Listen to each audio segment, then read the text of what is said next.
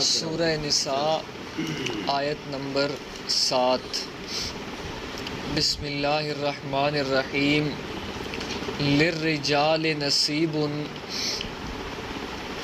مردوں کے لیے حصہ ہے، مما اس سے جو ترک الوالدانی چھوڑ گئے ان کے والدین، والاقربون اور قریبی رشتہ دار، وللنساء نصیب اور عورتوں کے لیے بھی حصہ ہے، مما ترک الوالدان اس سے جو چھوڑ گئے والدین، والاقربون اور قریبی رشتہ دار، مما اس سے، قل منہ تھوڑا ہو اس سے، او کثر یا زیادہ ہو، نصیبا مفروضا حصہ مقرر کیا ہوا۔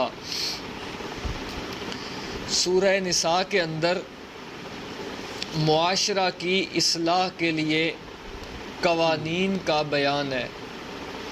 پھر معاشرہ میں دو چیزیں ہیں، ایک تدبیر منزل، اپنے گھر کی اصلاح کہ گھر کے اندر امن ہو، پھر اس کے بعد ملک میں امن آئے گا۔ توحید کا نظام تب نافذ کر سکو گے پہلے گھر کے اندر امن ہو۔ گھر میں امن کے لیے اس سے پہلے 4 قانون بیان ہو گئے۔ آج والی آیت کے اندر 5ویں قانون کا بیان ہے، اور یہ اس طرح منطبق ہوگی کہ مردوں کے بھی اللہ تعالیٰ نے حصے مقرر کیے وراثت سے، عورتوں کے بھی حصے مقرر کیے، ہر ایک کا حصہ اس کو دے دو تاکہ تمہارے گھر میں لڑائی نہ ہو، امن رہے۔ ہر ایک کا حصہ اسے نہیں دو گے، امن نہیں آ سکتا، وہ حصے کا مطالبہ کرتا رہے گا، آپ نہیں دو گے، لڑائی ہوتی رہے گی۔ دوسری بات کہ عورتوں کا بھی حصہ ہے وراثت میں، مردوں کا بھی حصہ ہے۔ یہ مذہب اسلام کی خصوصیت ہے کہ اسلام نے عورت کو عورت ہونے کی وجہ سے محروم نہیں کیا۔ دنیا میں کئی مذاہب ایسے ہیں، ہندو وغیرہ، جو عورت کو عورت ہونے کی وجہ سے حق سے محروم رکھتے ہیں۔ قرآن مقدس میں اللہ تعالیٰ نے عورتوں کے مخصوص حصے مقرر کیے، مردوں کے مخصوص۔ اب عورت کا حصہ 2 مردوں کے آدھا ہے، یعنی 2 عورتوں کو جتنا حصہ دیا جائے گا اتنا ایک عورت کو حصہ دیا جائے گا۔ 2 عورتوں کو جتنا حصہ دیا جائے گا اتنا ایک مرد کو دیا جائے گا، للذکر مثل حظ الانثیین۔ 2 عورتوں کو جو حصہ ملے گا اتنا ایک مرد کو ملے گا، یعنی مرد کا آدھا ہے۔ اس پر لبرل روشن خیالوں نے اعتراض کیا، انہوں نے کہا جی اسلام نے عورت کا حق مارا ہے، عورت اور مرد میں برابری نہیں کی۔ ہم کہتے ہیں پہلی بات یہ ہے کہ عورت اور مرد کی خلقت میں برابری نہیں، ان کی خلقت میں ہی برابری نہیں، ان کے اعضاء میں برابری نہیں، احکام میں برابری نہیں ہوگی۔ جب عورت کی خلقت میں فرق ہے کہ اس کے ساتھ ایسی ضروریات ہیں جو مرد کے ساتھ نہیں، تو خواہ مخواہ احکام میں فرق ہوگا۔ اگر آپ فرق نہیں کرنا چاہتے تو پھر برابری کرو، مہینے میں 10 دن تم نماز چھوڑو، 10 دن عورت چھوڑے گی، 1 مہینہ تم چھوڑو، 1 مہینہ وہ چھوڑے، تاکہ برابری ہو۔ ایک بچہ لبرل کی زنانی جنے، دوسرا بچہ لبرل خود جنے، تب برابری ہوگی۔ برابری تو تب ہے نا، ایک بچہ یہ جنے ایک وہ جنے۔ اسی طرح نفاس میں 1 سال یہ بیٹھے، اگلے بچے کے وقت دوسرا بیٹھے۔ مہینے میں روزے 1 سال یہ چھوڑے، دوسرے سال دوسرا، اس کی عورت چھوڑے۔ اور اسی طرح مکمل ہر جگہ برابری ہونی چاہیے۔ دفتر میں 2 ملازم ہیں، ان کے ہاں تو 1 مرد 1 عورت ہونا چاہیے، حالانکہ خود یہ برابری اس طرح نہیں کرتے۔ دوسری بات یہ بھی ہے کہ عورت کا حصہ اسلام نے کم مقرر نہیں کیا، مرد کے برابر مقرر کیا ہے۔ کس طرح؟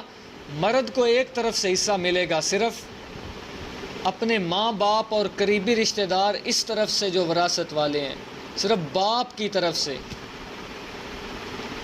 پیچھے ماں کے جو رشتہ دار، اس کے پیچھے دوسرا رشتہ ہے سسرال کی طرف، وہاں سے رشتہ نہیں مل رہا، صرف والدین کی طرف سے مل رہا ہے، سسرال کی طرف سے نہیں ہے۔ عورت کو سسرال کی طرف سے بھی ہے، والدین کی طرف سے بھی ہے۔ مرد کو ایک طرف سے 2 حصے مل رہے ہیں، عورت کو 2 طرف سے ایک حصہ مل رہا ہے، تو برابری تو ہوئی۔ سمجھ آئی یا نہیں؟ مرد صرف اپنے ماں باپ کا حصہ لے گا، ادھر سے جو ملے گا وراثت سے، اسی طرح اپنے قریبی رشتہ دار جو اس طرف سے فوت ہو گئے سسرال سے نہیں لے گا۔ سسر فوت ہو جاتا ہے، ساس فوت ہو جاتی ہے، اس کا کوئی حصہ نہیں۔ عورت دونوں طرف سے لے رہی ہے، سسرال سے شوہر فوت ہو جائے اس کا حصہ ہے، والد فوت ہو جائے اس کا حصہ ہے، والدہ فوت ہو جائے اس کا حصہ ہے۔ آگے جدا بات ہے کہ دیتے تم نہیں ہو، لبرل نہ دے یا آج کا مسلمان نام نہاد نہ دے، یہ الگ بات ہے، مقرر کیا ہے اسلام نے۔ دوسری بات یہ کہ جہیز، ایک تو خود یہ شریعت کے اندر اس کا کوئی ثبوت نہیں، اور جہیز وراثت کا بدل نہیں ہے۔ آج عورت کی شادی کے وقت لوگ یہ سمجھتے ہیں جو کچھ آج دے دیا وہ دے دیا، بس یہ اس کی وراثت سے حصہ ہو گیا، یہ اپنا حق لے کر چلی گئی۔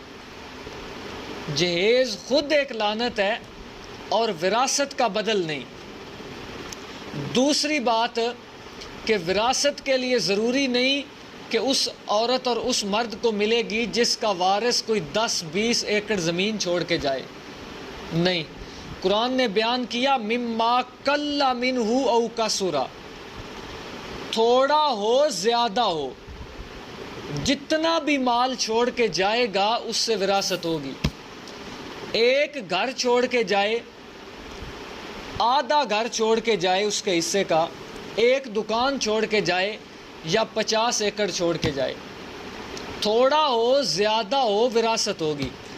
آج عام طور پر یہی سمجھا جاتا ہے کہ جی وراثت کے حقوق تو ہوں گے زمیندار طبقے کے ساتھ، جن کی زمینیں ہیں، ان کے علاوہ کوئی نہیں، حالانکہ قرآن کہہ رہا ہے مما قل منہ او کثر، تھوڑا ترکہ ہو زیادہ ہو، خاندان کی، قبیلے کی کوئی تخصیص نہیں، برابری ہے۔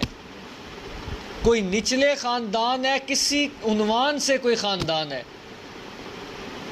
یہ تو پہلی آیت میں گزرانا کہ لسانی خاندانی تعصب ختم کرو، انسانیت کی بنیاد پر ایک دوسرے سے تعلق قائم کرو۔ یہ دوسرا کام چھوڑو، مذہب کے نام پہ نفرت رکھنی ہے رکھو، مذہب کے لیے یاری رکھنی ہے رکھو۔ تو ایک گھر چھوڑ کے جائے جس خاندان سے بھی ہو اس میں وراثت ہوگی۔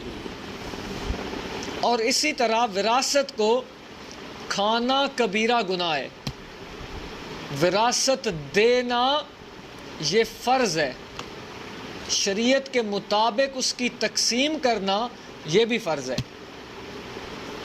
ساری زندگی وراثت کا مال کھائے، ساری زندگی حرام کھائے گا۔ اور آپ کو پتہ ہے حرام خور کے ساتھ قربانی بھی نہیں ہوتی، حرام خور کے ساتھ قربانی نہیں ہوتی، اور دنیا میں حرام کھا رہا ہے، قیامت والے دن حدیث مبارک میں آتا ہے کہ توق بنا کر اس کے گلے میں یہ مال ڈالا جائے گا، جو بھی چیز ہو، کوئی زمین ہو یا گھر ہے، کسی بھی جگہ سے۔ تو چند جو بنیادی چیزیں ہیں کہ وراثت کا بدلہ کوئی چیز نہیں بن سکتی، خود وراثت ہے۔ یہ نہیں کہ جہیز دے دیا عورت کو، 2-3 بھینسیں دے دی تو یہ بدلہ ہو گیا، نہیں۔ وراثت اس کا مستقل حق جو شریعت نے معین کیا، مقرر کیا، یہ اس کو دینا ضروری ہے، یہ اس کا حق ہے۔ اور وراثت کا مطالبہ بھی کوئی عیب نہیں۔ بعض عورتیں جب مطالبہ کرتی ہیں تو بھائی ناراض ہو جاتے ہیں، دیکھو جی اس نے اپنا ہم سے حصہ مانگ لیا۔ اور معاشرے میں آج اکثر عورتوں کا دل ہوتا ہے حصہ لینے کو، لیکن اس ڈر کی وجہ سے کہ بدنام ہو جائیں گے وہ مانگتی ہی نہیں۔ وراثت کا مطالبہ اپنے حق کا کوئی ناجائز نہیں، اس کا حق ہے. اور اگر ایک عورت وراثت لے لیتی ہے تو یہ نہیں کہ اس کے بھائی کے مال میں اس کا حصہ بالکل ختم ہو گیا، نہیں. اللہ تعالیٰ نے جہاں بھی قریبی رشتہ داروں کے ساتھ، یتیموں کے ساتھ، مسکینوں کے ساتھ صلہ رحمی، ان کو مال دینے کا کہا تو یہ نہیں کہا. دو تعبیریں پہلے بھی بتائی تھیں. ایک تعبیر ہے کہ یہ بچے کی ٹافی بچے کو دے دو، اس میں دینا ضروری ہے، مطلب ہے کہ میرے قبضے میں بچے کی چیز ہے. دوسری تعبیر ہے کہ اپنی ٹافی بچے کو دے دو، اس کا مطلب یہ ہے کہ بچے کا حصہ میرے پاس نہیں، میں اپنی طرف سے دے رہا ہوں.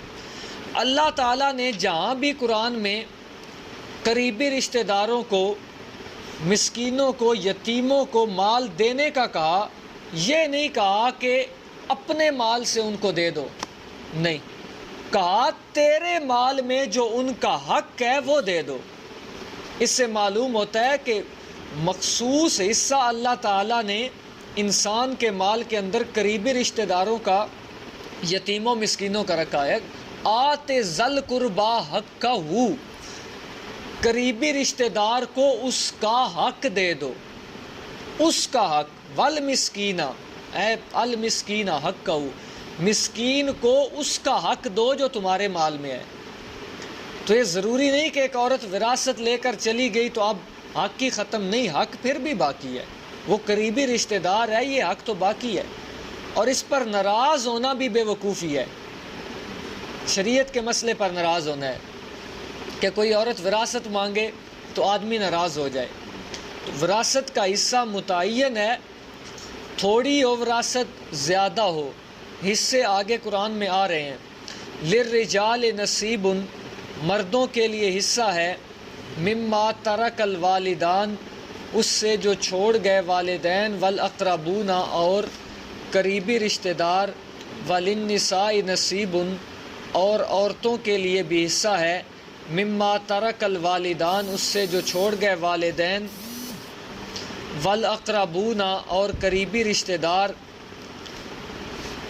مما قل، اس سے جو کم ہو وہ، او کسرا، یا زیادہ ہو، نصیبا مفروضا، حصہ مقرر کیا ہوا.